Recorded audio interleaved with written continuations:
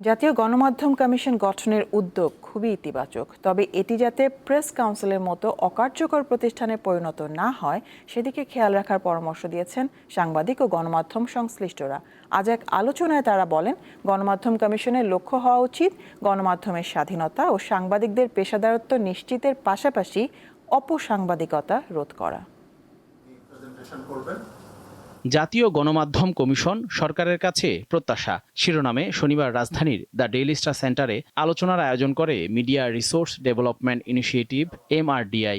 এতে print, electronic ও online মিডিয়ার সাংবাদিক এবং গণমাধ্যম সংশ্লিষ্টরা অংশ নেন।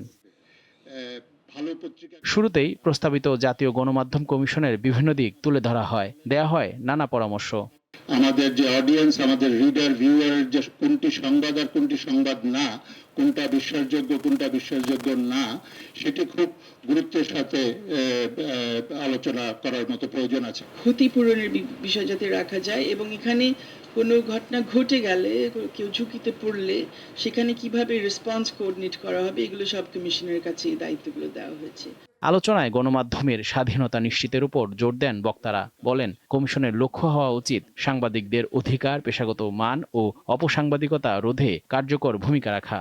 বাংলাদেশের প্রেস যতবার আন্ডার অ্যাটাক হয়েছে, কোনোদিন প্রেস কাউন্সিল থেকে কোনো স্টেটমেন্ট এসেছে বলে আমার জানার মধ্যে কোনো রেকর্ড নাই।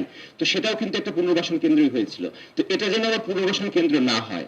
গণমাধ্যম কর্মীদের অর্থনৈতিক নিরাপত্তা ছাড়া বস্তুনিষ্ঠ সাংবাদিকতা সম্ভব নয় বলে মনে করেন অন্য বক্তারা। এভরি আদার নিউজপেপার সেইং যে আমরা লেটেস্ট ওয়েজ বোর্ডটা প্রোভাইড করি to our journalist, which they don't. তো ভবিষ্যতে কমিশন হওয়ার পরে এরকমটাই হবে না, সেইটার গ্যারান্টি কি?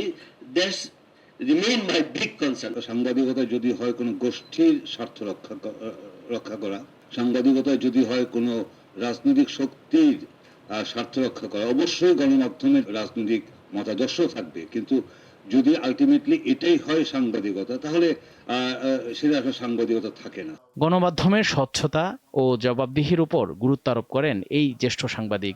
স্বচ্ছতা, জবাবদিহিতা এই দুটোকে পাশাপাশি নিয়ে যদি এগোতে না পারি, তাহলে এই গণমাধ্যমের কোনো ভবিষ্যৎ নেই।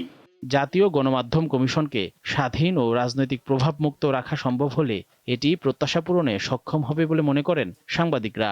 যাব সেই প্রেস ব্রিফিং এ অনেককেই দেখবেন। জহিরুল মোহসান, দীপ্ত সংবাদ, ঢাকা।